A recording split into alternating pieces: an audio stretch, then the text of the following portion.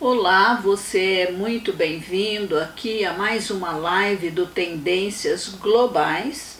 E hoje, dentro da tendência que nós estamos no mês de dezembro, em que comemoramos o Natal e a pessoa de Jesus é muito citada, então queremos aí avançar um pouquinho mais falando sobre ele.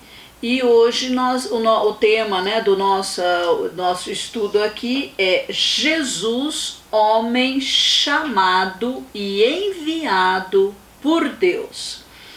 É um estudo que eu já fiz no passado, há muitos anos, com a pastora Valnice Milhomes. E nós vamos começar dizendo que Jesus foi enviado por Deus Pai. Nós vamos olhar aqui para o Evangelho de João e descobrir Jesus aqui não como Deus, mas como homem chamado e enviado por Deus Pai. Nós vamos analisar seu relacionamento com o Pai e com as outras pessoas, enquanto ele esteve aqui na terra. Por 37 vezes, Jesus diz que foi enviado à terra. Você pode observar isso na sua Bíblia. Esse estudo visa nos dar uma visão clara, de alguém que é enviado por Deus à terra, porque nós vamos também fazer um paralelo para entender que todos nós viemos à Terra por um chamado e comissionamento divino. Jesus foi enviado ao planeta Terra como homem, com uma missão específica: trazer aos homens o conhecimento de Deus Pai e do seu reino de alegria, amor e paz, e também de justiça. Tudo começa com o chamado e o envio, Então Jesus foi incumbido de executar a sua missão de salvação junto ao homem caído no pecado, então afastado de Deus, separado de Deus, e ele veio com a missão de reconciliar o homem com Deus. Então nós vamos aí olhar primeiramente para Jesus e depois vamos aplicar a nós mesmos cristãos. Claro que vai se adequar ao cristão. Jesus foi gerado sobrenaturalmente e nasceu aqui na terra como homem perfeito, sem pecado. Ele tinha 30 anos quando começou a sua missão, o seu ministério, não perdendo de vista o propósito para o qual ele foi chamado e enviado. Aqui temos um princípio.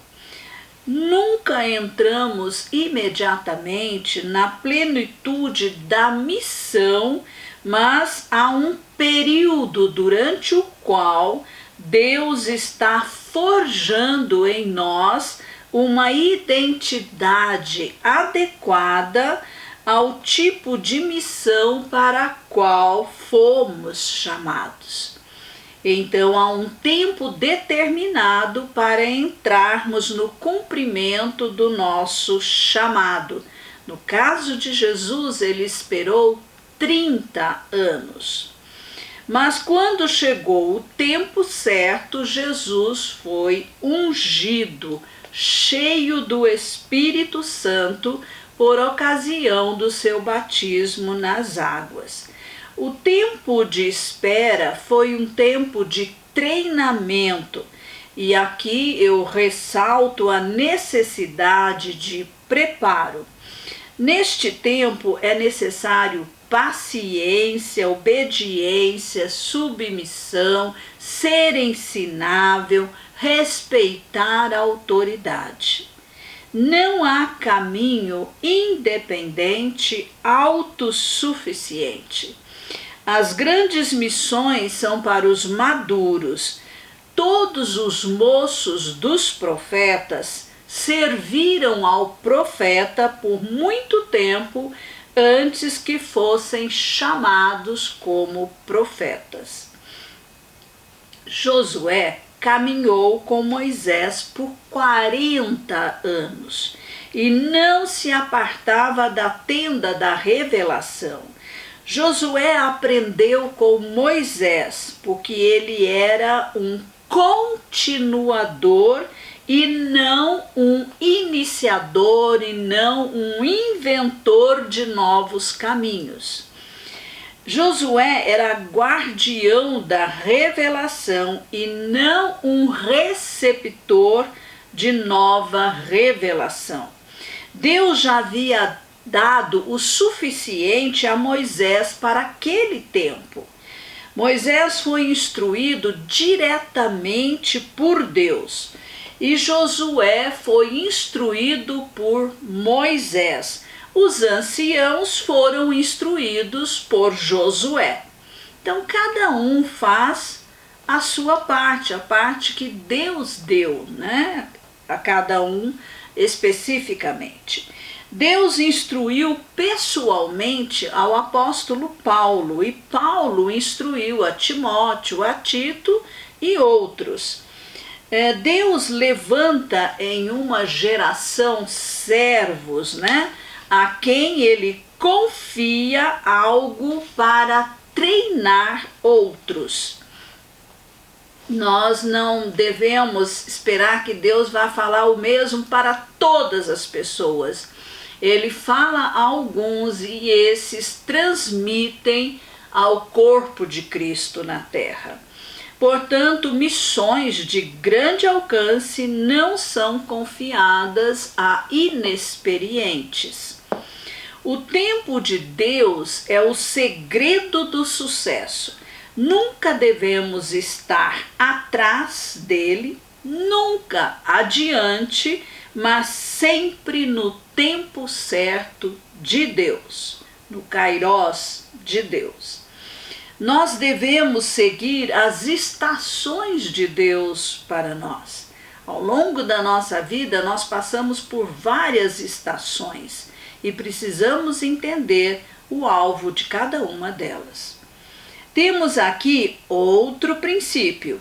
Entre a unção específica e o cumprimento da mesma, então nós temos aí que atravessar um deserto, né? Um lugar de teste. Nem Jesus escapou da prova. O que ele fez antes dos 30 anos? A Bíblia não dá detalhes, mas certamente ele estava sendo preparado pelo Pai Celestial. Jesus viveu aqui na terra como homem, não como Deus. Mas como homem, Jesus decorou a Torá, ele conhecia bem os princípios bíblicos e mais tarde isso seria necessário para rebater o inimigo. E Jesus só tinha o Antigo Testamento. Em toda missão há confronto com as trevas e precisamos estar qualificados para vencer. Jesus, na tentação, enfrentou o diabo cara a cara e saiu vitorioso. Saiba que toda crise é uma bênção, pois ela nos forja como guerreiros de têmpera rija. O diabo sempre vem para nos levar ao desânimo, ao desespero, ao medo e o desejo de desistir do chamado e da missão colocada por Deus em nossas vidas, ou então fazer as coisas do jeito dele. O diabo tem que saber que você fará a escolha certa. Saiba que sempre que Deus nos leva a um outro nível, haverá crise, haverá ataque. As novas estações são precedidas por crise. O inimigo não quer que avancemos em direção ao alvo proposto por Deus para nós. Quando alguém não compreende isso, pode fracassar. Nunca esqueça que o chamado vem de Deus e a capacitação vem dele também. Deus é sábio, fiel, todo-poderoso e está conosco todo o tempo. Deus, em sua economia divina, jamais permitirá experiências desnecessárias, mas em todas elas está forjando em nós a identidade adequada para o tipo de missão para a qual Ele nos chamou. A nossa atitude durante a crise vai determinar quanto tempo vamos permanecer nela. Quanto mais beiço caído, murmuração, mais tempo você fica nela, até aprender a reagir corretamente. Fracassar ou triunfar na crise depende de cada um de nós. O chamado é divino, mas a resposta é daquele que foi chamado. Jesus transferiu a sua missão para os seus discípulos. Em João, capítulo 20, 21, nós lemos, assim, Jesus dizendo, assim como o Pai me enviou, eu também envio vocês. E na versão de Wuest diz, assim como o Pai me enviou em missão permanente, pela qual ainda sou responsável, eu envio vocês. Jesus tinha consciência de chamado. Por várias vezes deixou claro que o Pai o havia enviado. Ele não veio por decisão própria. E no conselho da Trindade, o Pai é quem preside. É claro que tudo ocorre em perfeita harmonia e unidade. Por isso, na hora ali do Getsêmani, Jesus disse ao Pai, meu Pai, se é possível que passe de mim este cálice, contudo, não seja como eu quero, mas sim como tu queres. Então Jesus submeteu a sua própria vontade à vontade soberana do Pai. Aqui vemos Jesus expressando sua vontade própria, mas submetendo-se completamente à vontade soberana do Pai. Não se trata de um aniquilamento da vontade, mas de uma rendição pessoal. Jesus tinha vontade, assim como nós também temos. O segredo está na rendição da nossa vontade à vontade de Deus para nós. Por quê? Porque somos chamados e enviados por Ele.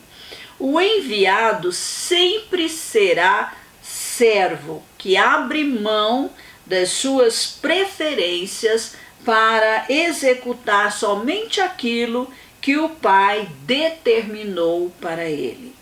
Jesus nunca deixou de ser Deus, mas escolheu o caminho de ser homem, de ser servo, de ser obediente e submisso ao Pai. Jesus tinha consciência de chamada. todo cristão também deve ter consciência de chamado. Do mesmo modo como o Pai enviou Jesus, Jesus nos enviou também, né? Como acabamos de ver ali, João 20, 21. Nenhum de nós decidiu nascer aqui no planeta Terra, mas fomos criados por Deus com uma missão específica para cumprir nesta nossa única existência terrena. Conhecer o chamado e a razão do nosso envio a esta terra é fundamental para nós. Quando temos consciência de quem somos e o que estamos fazendo na terra, as nossas escolhas são sábias e não ficamos abalados com as críticas e oposição. O chamado nada tem a ver com o raciocínio humano e a nossa obediência ao chamado deve ser incondicional e imediata. Jesus tinha consciência de missão. Jesus não deixava que nada o distraísse de sua missão. Ele tinha foco na missão. Para Jesus era mais importante agradar a Deus do que aos homens. A missão de Jesus envolvia sua vida por inteiro nas 24 horas do dia e em todas as áreas de sua vida. Não podemos deixar que o nosso tempo seja roubado com aquilo que não acrescenta nada à nossa missão terrena. Se Deus nos deu um tempo definido para cumprir a missão, devemos usar esse tempo com sabedoria para chegar ao fim da missão e dizer: está concluído, cumpri a obra que o Senhor me deu para fazer. Qual é a nossa missão? Nós a chamamos de grande comissão e ela está registrada em Mateus, capítulo 28, versículos 19 e 20, que diz: vão e façam discípulos de todas as nações, batizando-os em nome do Pai, do Filho e do Espírito Santo, ensinando-os a guardar todas as coisas que tenho ordenado a vocês.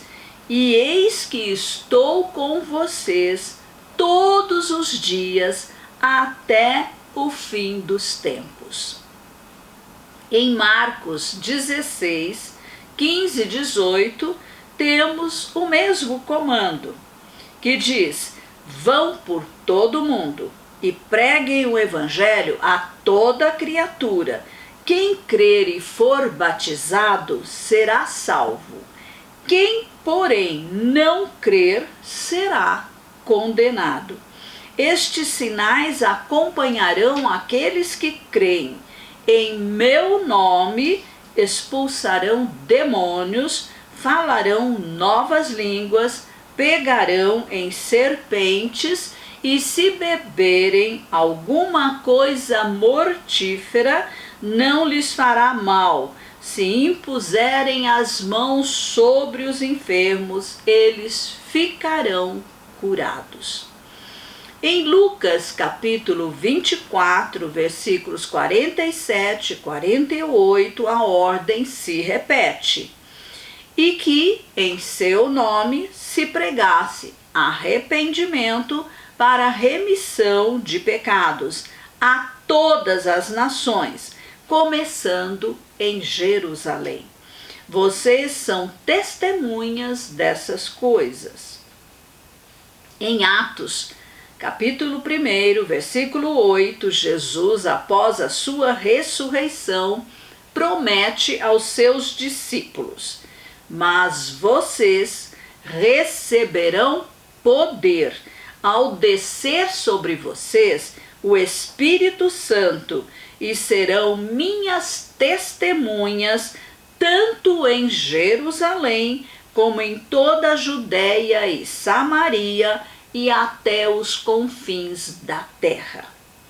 Resumindo, nós vamos por esta vida terrena levando em nossos lábios e em nosso comportamento as marcas de Cristo em nós. Falamos como Ele, pensamos como Ele, sentimos como Ele e agimos como Ele. Esse é o alvo mais elevado da nossa vida terrena. Nós estamos aqui para influenciar para o bem. Quanto mais conhecemos a Deus e praticamos os seus ensinamentos, nós influenciaremos muito mais pessoas, né? E porque não basta pregar, falar, precisamos também demonstrar com a nossa própria vida. Pregar é proclamar a palavra de Deus. Demonstrar é testemunhar com a vida pessoal.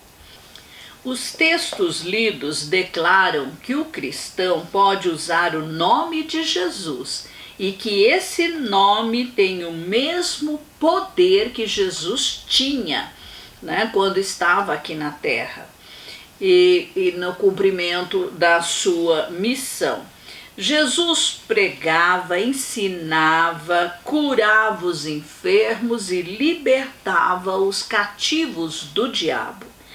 O que nós devemos fazer? O mesmo que ele fez, porque estamos aqui na terra para cumprir a mesma missão.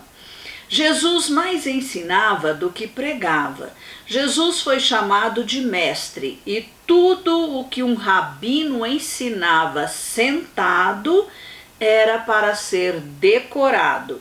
E o que ele falava andando pelo caminho era para ser lembrado. O pregador proclama, mas o mestre explana. A pregação pode ter o calor da oratória que entusiasma, mas logo depois cai no esquecimento, enquanto que o ensino traz metanoia, mudança de mente, arrependimento genuíno, duradouro, mudança de comportamento. A CCA prioriza o ensino calmo, passo a passo. O nosso alvo é elevado, né? E é formar discípulos maduros para o Senhor Jesus Cristo. Maturidade fala de caráter, de conduta condizente com a palavra de Deus. Não podemos passar a nossa vida cristã aqui na terra como meninos rebeldes, imaturos e birrentos. Deus estabelece na igreja os mestres, isto é, aqueles que vão se dedicar a ensinar todos os preceitos da palavra de Deus. Os mestres escrevem a visão que vem de Deus para os apóstolos e os profetas e passa para uma linguagem simples para todos os que querem se tornar discípulos, aprendizes de Jesus. Portanto, dentro da missão, nós fazemos discípulos. Jesus também curava e libertava os cativos do diabo. Nós também fazemos o mesmo. O cristão é empoderado pelo Espírito Santo para se manifestar nos dons espirituais, usando o todo poderoso nome de Jesus. Nós da CCA acreditamos no batismo no Espírito Santo com evidência do falar em línguas espirituais como empoderamento para cumprir a grande comissão. Assim como ocorreu com os primeiros discípulos de Jesus que aguardaram em Jerusalém até que fossem batizados no Espírito Santo. A partir dessa experiência aí sobrenatural, né, que eles tiveram, então nós vemos ali Pedro se levantando corajoso, com audácia, e prega o seu primeiro sermão quando 3.000 pessoas se convertem a Cristo.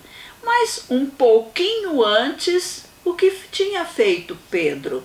Negou que era discípulo de Jesus por 3 vezes. Houve uma mudança.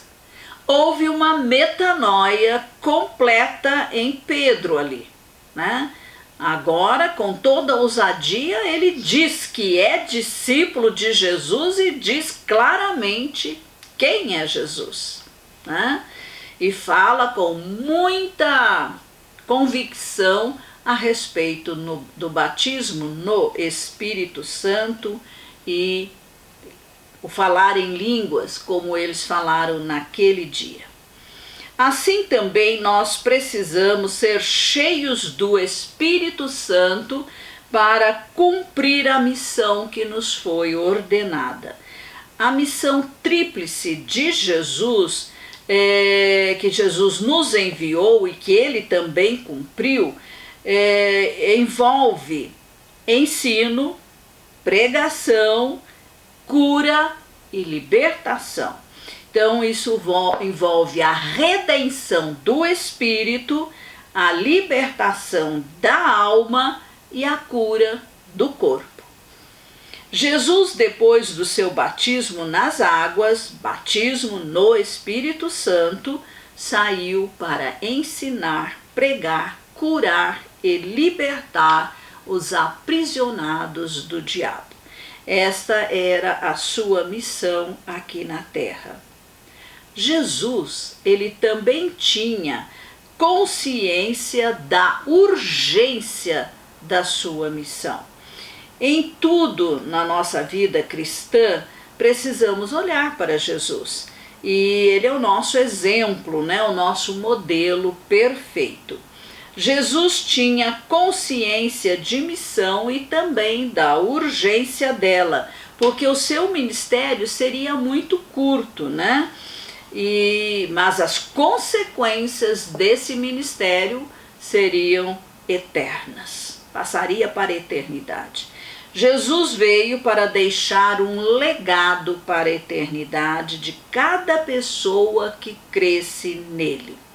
3 anos e meio seria o tempo, né, da sua missão, o tempo que o Pai havia determinado para ele. Jesus se preparou por 30 anos, mas seu ministério durou apenas 3 anos e meio. Por quê?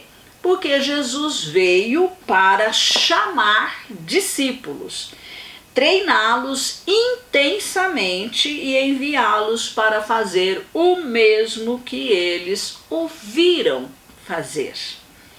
Jesus transferiu a responsabilidade de sua missão terrena para os seus discípulos. E veja, já tem quase 2.000 anos e ela continua sendo realizada pelos discípulos de Jesus. Jesus veio para ser o padrão, o modelo. Fazer o que o Pai o enviou para fazer era mais importante que a comida material, pois ele disse: a minha comida consiste em fazer a vontade de meu Pai que me enviou e realizar a sua obra. Está lá em João 4:34. Jesus queria dizer o seguinte: eu sou um homem com uma missão. Sou diferente e estou encarregado desta missão e não me deixo distrair por nada. A missão de Jesus era de tempo integral, porque ele não era casado nem tinha filhos.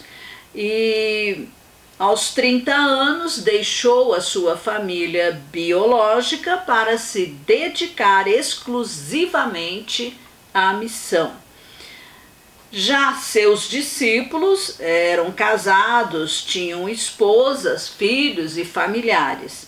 Mas durante esse período intenso de treinamento, eles deixaram suas casas para ficar direto com Jesus por 3 anos e meio. Depois, é claro, eles voltaram às suas famílias e desenvolveram o ministério ali onde eles moravam. Dedicação exclusiva como a de Jesus só é possível para solteiros maduros.